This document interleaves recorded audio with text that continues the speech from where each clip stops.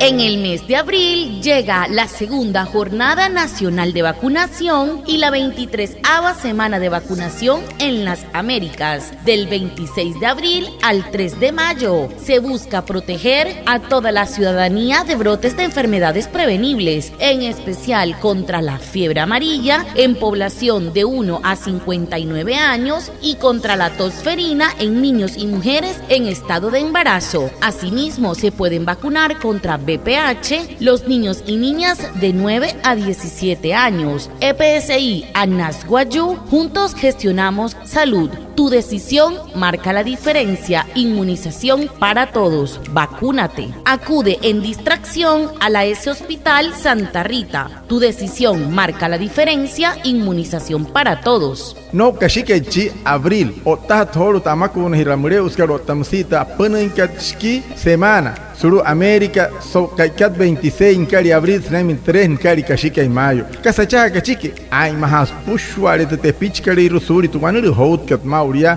para hanare muito fiebre amarilla, monakat nanai hena ho uyu ek wanei nen huya snaime, araiski me kiet sarmen huya. Otamsis purto coach kanana te pichkan otahiyeyu ek ipuonu. Musi mauria ya makunos purto BPH monaka pur hiyeyu totoroyu, hanai me kiet sarmen poro karachmen huya. Sonoi kite EPS karhum wane wairuku soto hai hiaka no to wayakan achaha hirashiwakua papura ana hurut kapa suru muito pitat ka distracción Santa Rita de Casia soto hai hiaka no to wayakan achaha hirashiwakua papura ana.